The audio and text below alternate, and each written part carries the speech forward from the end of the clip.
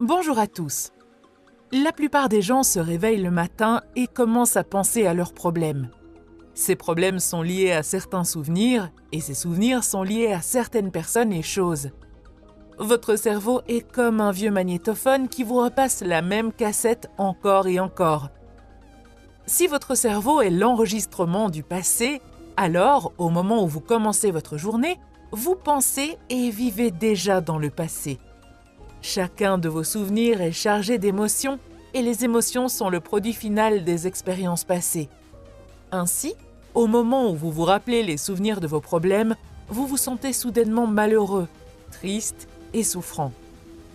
La façon dont vous pensez et dont vous ressentez crée votre état d'être. En d'autres termes, elle crée votre caractère. Si tout votre état d'être lorsque vous commencez votre journée est dans le passé, cela signifie que votre passé deviendra tôt ou tard votre avenir. Par exemple, quelque chose qui s'est produit hier vous a mis en colère. Aujourd'hui, vous vous réveillez, vous y pensez et vous vous sentez à nouveau en colère. Si vous faites cela pendant 2 jours, les gens penseront que vous passez une mauvaise journée. Si vous le faites pendant 1 semaine, les gens penseront que vous êtes de mauvaise humeur. Si vous continuez suffisamment longtemps, la colère fera bientôt partie de votre caractère. Vous serez connu comme une personne qui est toujours en colère.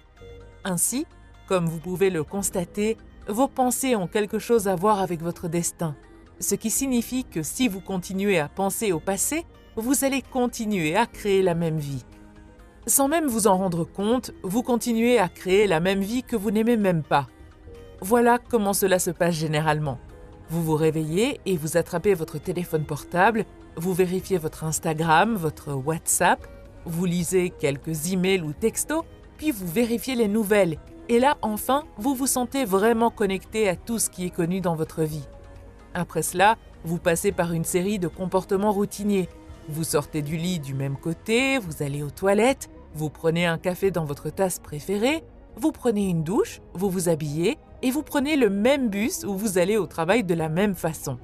Ensuite, vous arrivez au travail et vous voyez les mêmes personnes qui poussent les mêmes boutons émotionnels.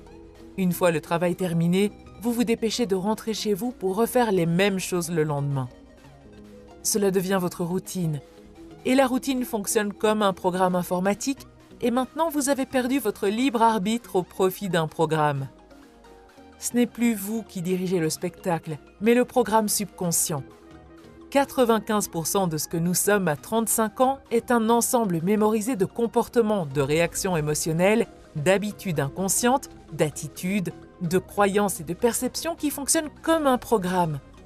Ainsi, vous pouvez dire, avec votre esprit conscient à 5%, « Je veux être en bonne santé, je veux être heureux, je veux être libre ». Mais le corps est géré par un programme différent. Vous mettez les 5% d'esprit conscient contre l'esprit subconscient qui est à 95%. C'est comme mettre un type maigre moyen contre un haltérophile de niveau olympique dans une compétition d'haltérophilie. Pas étonnant que vous ne puissiez pas faire de changement et que vous finissiez par revenir à l'ancien programme et créer la même vie. Alors, comment commencer à faire des changements ? Eh bien, vous devez aller au-delà de l'esprit analytique. Car ce qui sépare l'esprit conscient de l'esprit subconscient, c'est l'esprit analytique. Et c'est là que la méditation entre en jeu. Par la pratique de la méditation, vous pouvez apprendre à modifier vos ondes cérébrales et à les ralentir. Et lorsque vous faites cela correctement, vous pouvez entrer dans le système d'exploitation où vous pouvez commencer à apporter des changements fondamentaux. La plupart des gens attendent une crise, un traumatisme, une maladie ou un diagnostic pour commencer à changer. Le message de Joe Dispenza est le suivant. Pourquoi attendre que des choses négatives se produisent ? Vous pouvez apprendre et changer dans un état de douleur et de souffrance, ou vous pouvez apprendre et changer dans un état de joie et d'inspiration. La plupart des gens passent 70% de leur vie à vivre dans la survie. Ils vivent dans le stress. Ils sont donc toujours en train d'anticiper le pire des scénarios en fonction de leurs expériences passées. Ils choisissent littéralement les choses négatives parmi le potentiel infini du champ quantique. Ils sélectionnent le pire résultat possible. C'est comme regarder le menu avec une quantité infinie de nourriture et de boissons et choisir la pire option possible. C'est comme ça que ça se passe. Chaque fois que vous vous rappelez l'événement négatif, vous produisez la même chimie dans votre cerveau et votre corps comme si l'événement se reproduisait. Vous envoyez les mêmes signaux émotionnels à votre corps. Votre corps est en quelque sorte votre esprit inconscient. Votre corps ne fait pas la différence. Le corps pense que cet événement se produit en ce moment même. La plupart des gens recréent constamment leurs états émotionnels négatifs en y pensant constamment. Ainsi, lorsque vient le moment d'abandonner cette émotion négative, ils peuvent dire « Je veux vraiment changer ». Mais le problème est que le corps est plus fort que l'esprit. Le corps a été conditionné pendant des années aux émotions négatives. Le corps était autrefois un serviteur, mais il est maintenant devenu le maître. Tout à coup, lorsque vous décidez de changer et d'avancer dans l'inconnu, le corps n'aime pas ça. Le corps préfère ressentir de la culpabilité et de la souffrance parce que cela lui est familier et qu'il peut le prévoir. Être dans l'inconnu est un endroit effrayant pour le corps.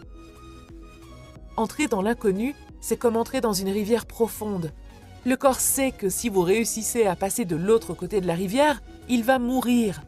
Il fera tout ce qu'il peut pour vous en empêcher. C'est pourquoi, dès que vous commencez à méditer, votre nez se met soudainement à gratter.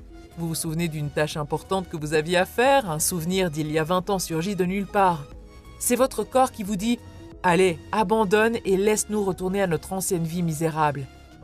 Le corps a beaucoup d'outils et il les utilisera tous pour vous empêcher d'entrer dans l'inconnu. L'inconnu est le meilleur endroit pour créer votre futur. Et le moyen le plus facile d'entrer dans l'inconnu est la méditation. Une fois que vous êtes dans un état méditatif profond, vous pouvez commencer à créer votre avenir. Quel genre de nouvelle vie voulez-vous? Quels sont les comportements que vous voulez adopter? Quel genre de personne voulez-vous être? L'acte de fermer mentalement les yeux et de répéter les choses ou les comportements que vous voulez dans votre vie est la meilleure façon de créer votre avenir. Si vous êtes vraiment présent, le cerveau ne fait pas la différence entre l'imagination et l'expérience réelle.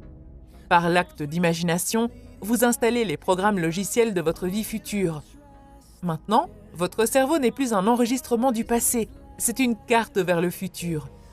Et si vous continuez à le faire, qui sait, vous pourriez commencer à agir comme une personne heureuse. La partie la plus difficile est d'apprendre à votre corps, sur le plan émotionnel, ce que vous ressentirez dans le futur, avant l'expérience réelle. Il ne suffit pas d'imaginer, il faut le ressentir émotionnellement dans son corps. Si les pensées sont le langage du cerveau, les sentiments sont le langage du corps. C'est à travers les sentiments et les émotions que votre corps comprend ce que votre esprit vous dit. Si vous ne ressentez rien, cela signifie que votre corps ne reçoit pas de signal.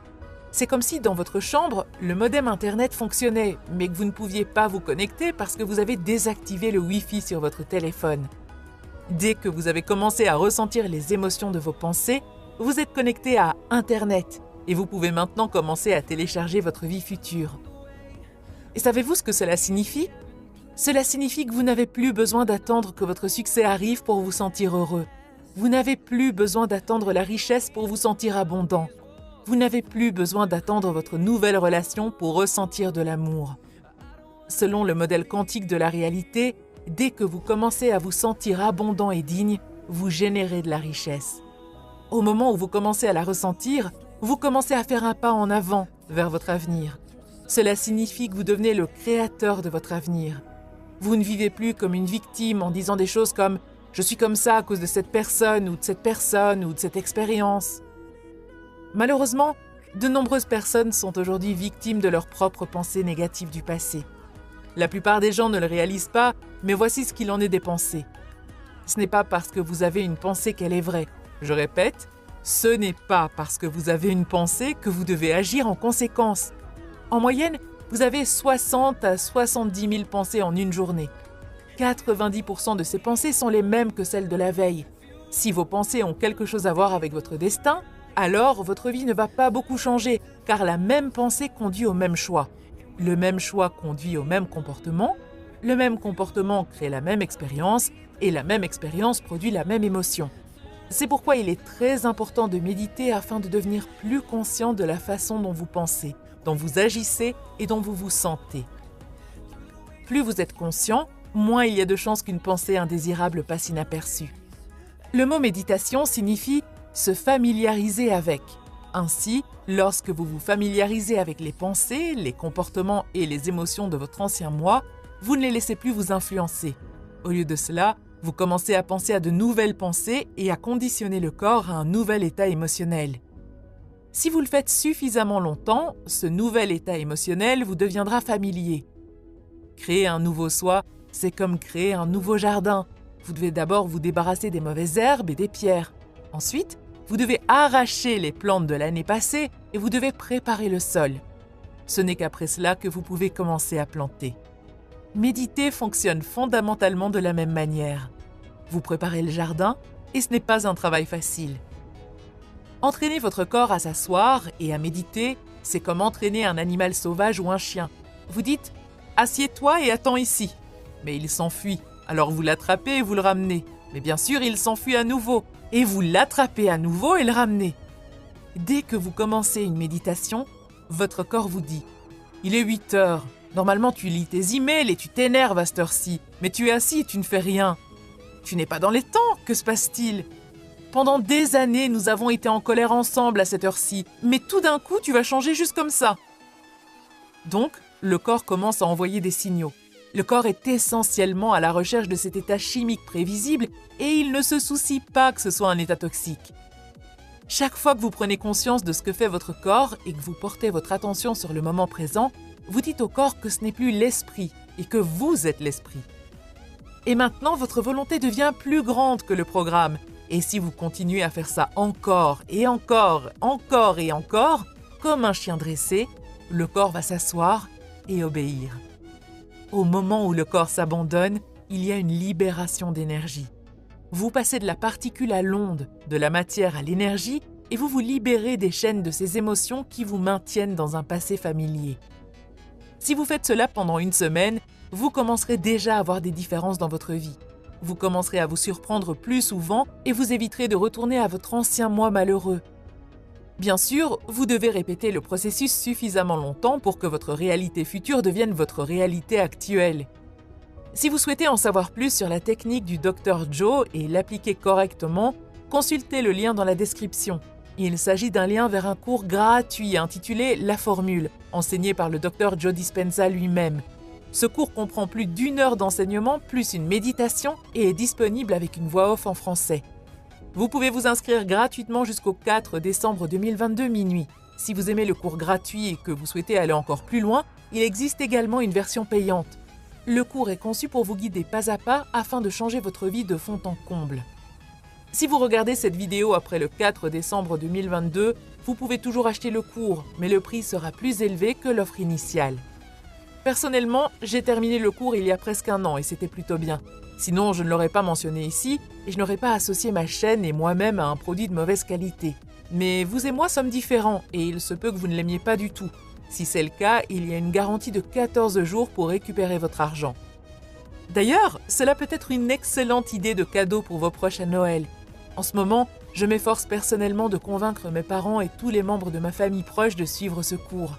Ce que je viens de dire n'est pas une astuce marketing que j'utilise pour vous convaincre. Si j'ai l'air de vouloir trop vous convaincre, c'est simplement parce qu'une fois que vous avez bénéficié d'un cours ou d'un produit, vous voulez que d'autres personnes le voient aussi. Vous ne pouvez pas vous empêcher d'en parler. D'une certaine manière, vous devenez comme cette personne ennuyeuse qui vient de devenir végétalienne ou de commencer à faire du yoga et qui ne cesse de dire à quel point c'est bon et sain. Quoi qu'il en soit, si vous ne pouvez pas suivre le cours, consultez au moins les livres de Joe. Honnêtement, presque toutes les informations que vous entendez dans le cours sont couvertes dans ces livres. C'est juste que le cours est plus pratique, étape par étape, et compact. Merci d'avoir regardé cette vidéo. Bonne journée, à bientôt.